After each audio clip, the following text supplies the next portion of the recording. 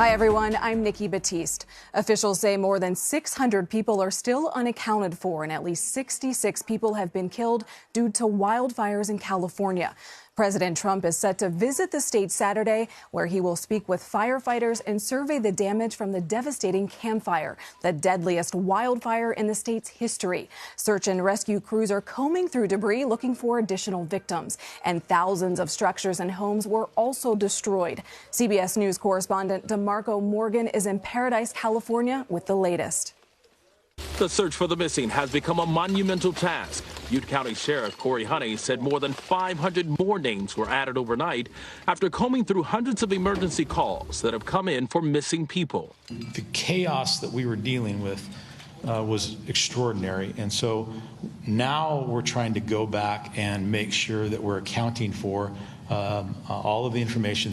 Heavenly Father, please help us. Firefighters and rescue workers were overwhelmed with 911 calls as the fire surrounded people in their homes and cars trying to escape. Elderly needs help. Right now, it's not looking good for get people out. Social media is filled with posts of those looking for missing friends and family members. Most fear the death toll will rise. Start throwing up some prayers. City officials say more than 30,000 alerts were sent to home and cell phones as well as text messages. The flames were matching the height of the trees. No alert was sent to Matt Masterson. He was home alone with his 3-year-old daughter when flames jumped into his backyard. He ran for his life after getting this message from a 911 operator. She said, "Don't wait for us.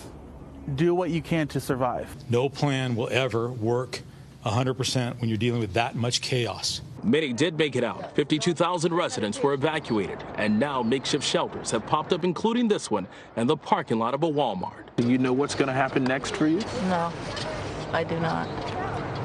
I do not. And that concerns you? Yeah, it does. I don't have a place to go. DeMarco Morgan is in Chico, California. DeMarco, what's the latest on the ground there?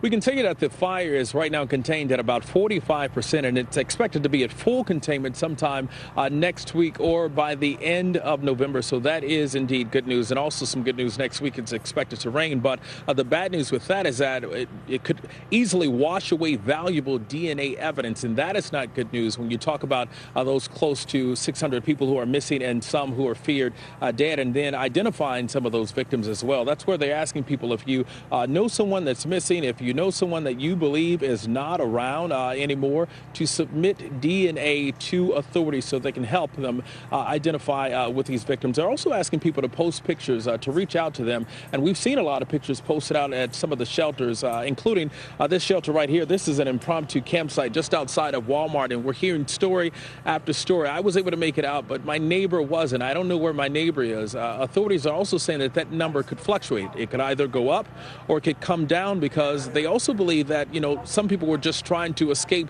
the flames. They may have left their cell phones around, and some may not even know that they have been reported missing. So it's a lot to take in when you think about the missing here, the numbers changing, but it is also heartbreaking when you hear some of the stories of the people who are just living in these tents out here saying that they have no place to go. They've tried some of the shelters as well. Some of the shelters are booked pretty much full to the capacity, but you still have people who get volunteers that you can't see to my right. People have been donating clothes, donating food, making sure these people have something to eat and trying to stay warm. But I can tell you this as well. The air quality is not good for anyone. It doesn't matter how healthy you are. It is very bad out here. In fact, they had to close schools and universities throughout parts of Northern California. So that just goes to show you just how bad. If it's, 100, 200 miles away from where we are, and they're still closing businesses and schools, imagine what it's doing to the people in this community. The stories are unbelievable to hear of both the devastation and the survival. What are you hearing from firefighters about the search and rescue recovery efforts? Well, one, it's tough for those who call Paradise home.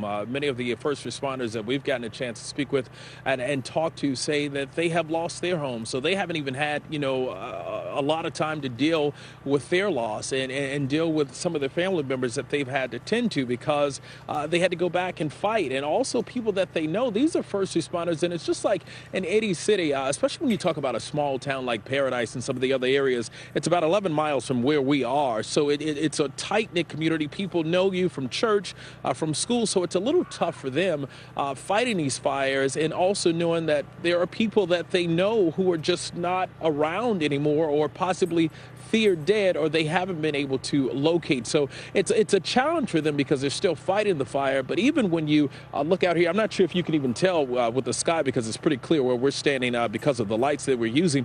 But this thick haze is hanging so low, it's hard to see.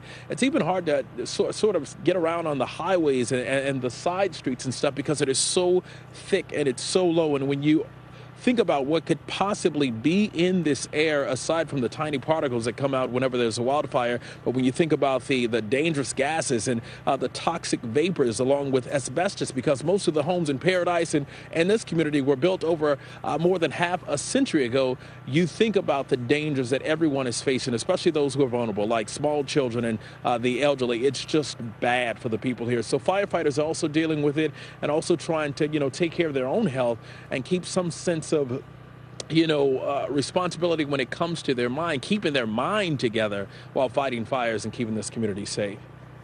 You mentioned DNA earlier. What are some of the other ways officials are going about trying to account for more than 600 missing people?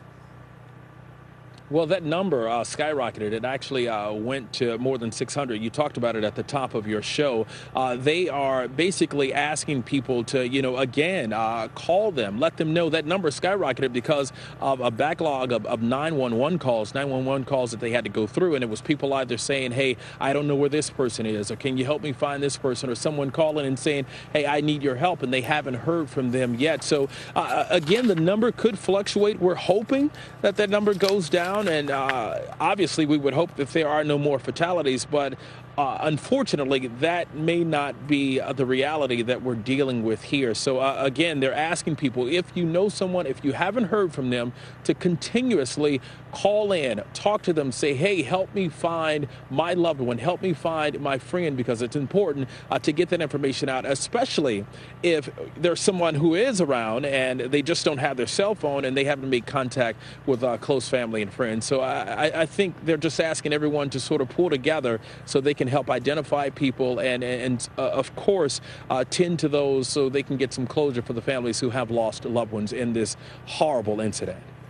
DeMarco Morgan, thank you. Stay safe, and our thoughts to the community out there.